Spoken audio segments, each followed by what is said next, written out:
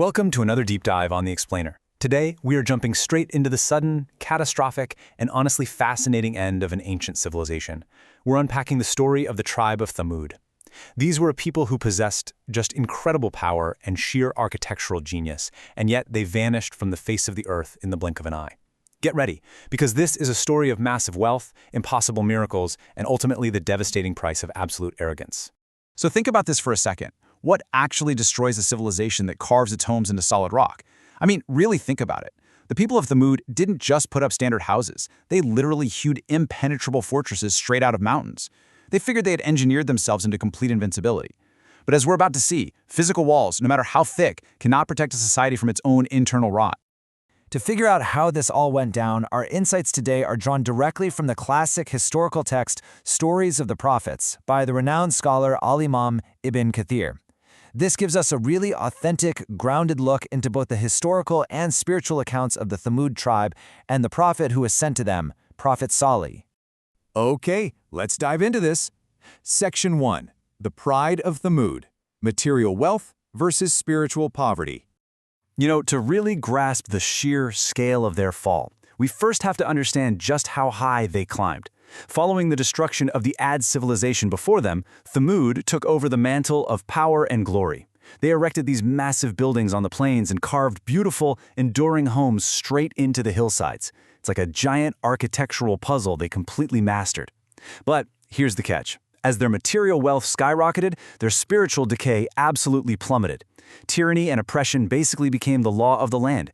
Evil men took charge, and the people entirely abandoned the worship of one god, sinking deeply into idol worship instead. Right into the middle of this deeply divided, corrupted society steps a man named Salih. Now, the crucial point to remember here is that Salih was not some random outsider. He was from a noble lineage, Salih ibn Ubayd.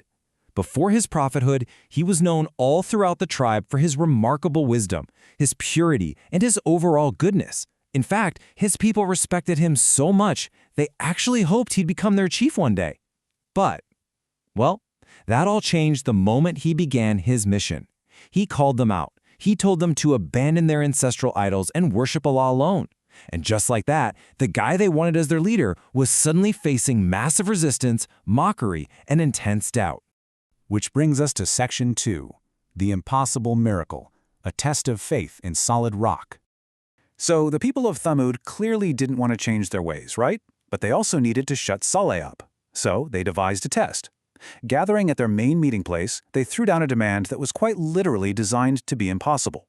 Pointing at a nearby, solid mountain rock, they told Salih to ask his lord to make a she-camel come right out of the stone. But wait, not just any camel. It had to be a huge, uniquely attractive she-camel, and get this, it had to be exactly 10 months pregnant. They really thought they had backed him into a corner. But Salih didn't flinch, not even a little. He challenged them right back, basically asking, okay, if Allah sends you exactly what you've requested, just as you described it, will you actually believe in what I've come to you with? Will you have faith in this message? And they answered yes. So he locked them in. He took a solemn vow from them, securing their promise, and then he prayed. And then, mind-blowing stuff happens. Right before their eyes, that distant mountain rock suddenly splits wide open. With a deafening crack, the solid stone just gives way and out walks a great 10-month pregnant she-camel. It matched their exact, impossible specifications down to the letter. The people of Thamud were just utterly stunned by this dazzling display of power. I mean, how could you deny evidence that clear? Let's move to Section 3, the Blessed She-Camel, a living, walking miracle. Because you see, this wasn't just a fleeting, one-time magic trick. This camel became a living, walking, breathing miracle parked right in the middle of their city. The daily impact was staggering. According to the source texts, this unique she-camel had an absolutely massive appetite. It would literally drink all the water in the city's wells in a single day. But to balance it out, on that very same day, it miraculously produced enough milk to feed thousands of men, women, and children in the tribe. It was so imposing and extraordinary that other animals would flee from wherever it chose to sleep. It was this constant, undeniable sign from Allah, just walking their streets day in and day out. Section 4. Plotting the camel's death. The conspiracy takes shape. Now, while some people obviously believed and followed Salih because of this, how could you not? The vast majority remained incredibly stubborn, and that stubbornness quickly mutated into flat-out hatred. The disbelievers resented the camel. They complained it drank way too much water and kept scaring off their livestock. So a really dark conspiracy started brewing. Step 1. Two wealthy, arrogant women, Saduk and Anaza, basically put out a hit. They offered themselves and their daughters as rewards to any men who would kill the camel. Step 2. Two young guys, Mazrai and Kudar, take the bait. They grab 7 other guys and ambush the miracle. Mazrai actually shoots the she-camel in the leg with an arrow as it comes down to drink. And then, step 3, as the poor creature stumbles, Kudar strikes it with a sword, piercing and killing this blessed animal. So you'd probably expect the tribe to be completely terrified of some sort of divine retribution for murdering a living miracle, right? Actually, scratch that, they threw a party. No, really, the killers got a literal hero's welcome. The tribe cheered them with songs, they composed poetry in their honor, and in this state of absolute blinding arrogance, they openly mocked Prophet Salih, practically daring him to bring about the punishment he had been warning them about all this time. Which brings us to Section 5, the 3-day warning, the ticking clock of doom. Salih was heartbroken, for sure, but the time for preaching was officially over. He delivered a definitive, chilling ultimatum. Let's trace the timeline of this ticking clock of doom. On day 1, Salih tells his defiant people, go ahead, enjoy life in your homes for exactly 3 more days before the torment descends. And how did these disbelievers respond to a countdown to their own doom?